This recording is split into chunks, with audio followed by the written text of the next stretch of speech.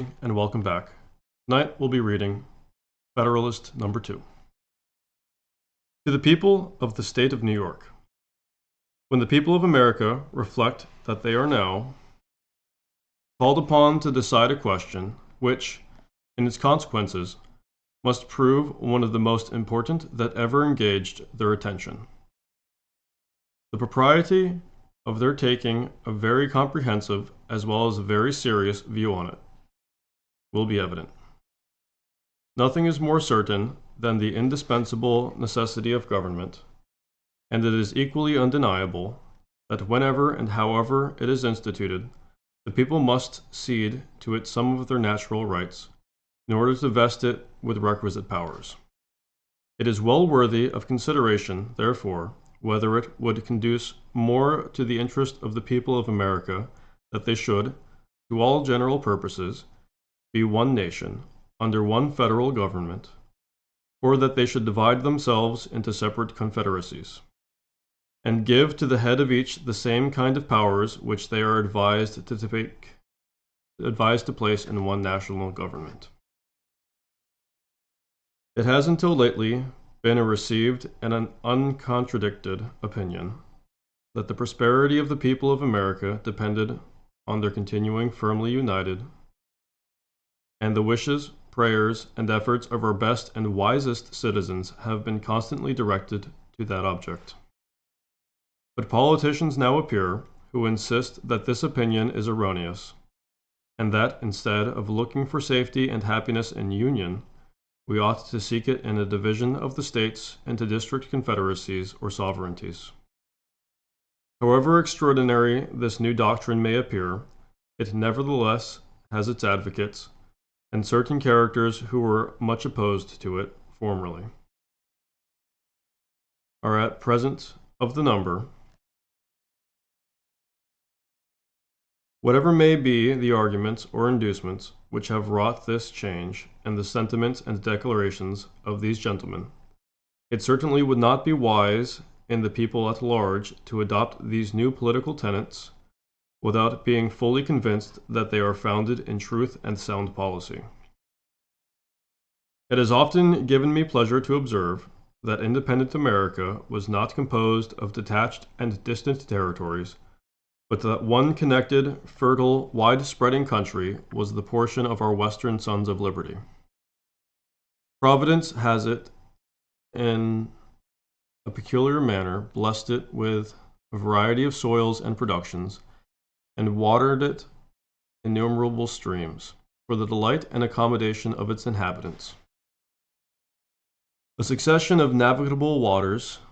forms a kind of chain around its borders, as if to bind it together,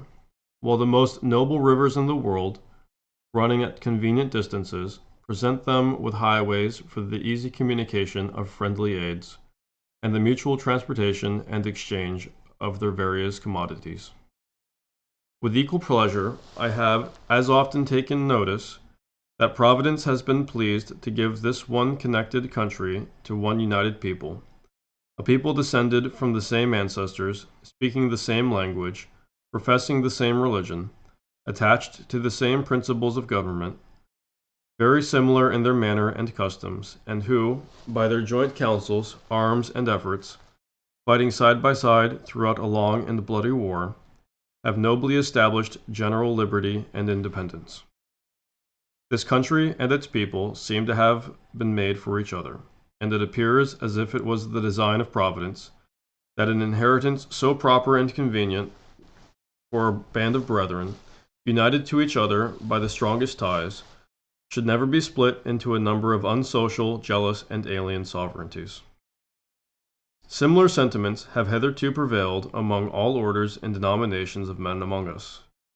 To all general purposes, we have uniformly been one people, each individual citizen everywhere enjoying the same national rights, privileges, and protection. As a nation, we have made peace and war. As a nation, we have vanquished our common enemies. As a nation, we have formed alliances and made treaties, and entered into various compacts and conventions with foreign states. A strong sense of the value and blessings of union induced the people, at a very early period, to institute a federal government to preserve and perpetuate it. They formed it almost as soon as they had a political existence, nay, at a time when their habitations were in flames, when many of their citizens were bleeding, and when the progress of hostility and desolation left little room for those calm and mature inquiries and reflections which must ever precede the formation of a wise and well-balanced government for a free people. It is not to be wondered at that a government instituted in times so inauspicious should on experiment be found greatly deficient and inadequate to the purpose which it was intended to answer. This intelligent people perceived and regretted these defects. Still continuing no less attached to union than enamored of liberty, they observed the danger which immediately threatened the former and more remotely the latter, and being persuaded that ample security for both could not be found in a national government more wisely framed, they, as with one voice, convened a late convention at Philadelphia, to take the important subject under consideration. This convention, composed of men who possessed the confidence of the people, and many of whom had become highly distinguished by their patriotism, virtue, and wisdom, in times which tried the minds and hearts of men, undertook the arduous task. In the mild season of peace, with minds unoccupied by other subjects, they passed many months in cool, uninterrupted, and daily consultation, and finally, without having been awed by power, or influenced by any passions except love for their country, they presented and recommended to the people the plan produced by their joint and very unanimous councils. Admit, for so is the fact, that this plan is only recommended, not imposed. Yet let it be remembered that it is neither recommended to blind approbation nor to blind reprobation, but to that sedate and candid consideration which the magnitude and importance of the subject demand, and which it certainly ought to receive. But this, as was remarked in the foregoing number of this paper, is more to be wished than expected, that it may be so considered and examined. Experience on a former occasion teaches us not to be too sanguine in such hopes. It is not yet forgotten that well-grounded apprehensions of imminent danger induced the people of America to form the memorable Congress of 1774. That body recommended certain measures to their constituents, and the event proved their wisdom. Yet it is fresh in our memories how soon the press began to teem with the pamphlets and weekly papers against those very measures. Not only many of the officers in government, who obeyed the dictates of personal interest, but others, from a mistaken estimate of the consequences, or their undue influence of former attachments, or whose ambition aimed at objects which did not correspond with the public good,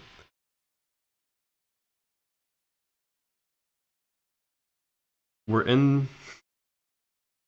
indefatigable in their efforts to persuade the people to reject the advice of the patriotic Congress. Many, indeed, were deceived and deluded, but the great majority of the people reasoned and decided judiciously, and happy they are in reflecting that they did so. They considered that Congress was composed of many wise and experienced men, that, being convened from different parts of the country, they brought with them and communicated to each other a variety of useful information, that, in the course of the time they passed together in inquiring into and discussing the true interests of their country, they must have acquired very accurate knowledge on that head, that they were individually interested in the public liberty and prosperity, and therefore it was not less their inclination than their duty to recommend only such measures as, after the most mature deliberation, they really thought prudent and advisable. These and similar considerations then induced the people to rely greatly on the judgment and integrity of the Congress, and they took their advice, notwithstanding the various arts and endeavors used to deter them from it. But if the people at large had reason to confide in the men of that Congress, few of whom had been fully tried or generally known, still greater reason have they now to respect the judgment and advice of the convention. For it is well known that some of the most distinguished members of that Congress, who have been since tried and justly approved for patriotism and abilities, and who have grown old in acquiring political information, were also members of this convention, and carried into it their accumulated knowledge and experience. It is worthy of remark that not only the first, but every succeeding Congress, as well as the late convention, have invariably joined with the people in thinking that the prosperity of America depended on its union. To preserve and perpetuate it was the great object of the people in forming that convention, and it is also the great object of the plan which the convention was advised them to adopt. With what property, therefore, or for what good purposes, are attempts at this particular period made by some men to depreciate the importance of the Union, or why it is suggested that 3 or 4 confederacies would be better than one. I am persuaded in my own mind that the people have always thought right on this subject,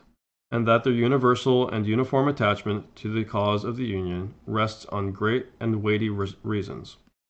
which I shall endeavor to develop and explain in some ensuing papers. They who promote the idea of substituting a number of distinct confederacies in the room of the plan of the convention seem clearly to foresee that the rejection of it would put the continuance of the Union in the utmost jeopardy. That certainly would be the case, and I sincerely wish that it may be as clearly foreseen by every good citizen that whenever the dissolution of the Union arrives, America will have reason to exclaim, in the words of the poet, "Farewell, a long farewell to all my greatness." Thank you for joining me, and have a good night.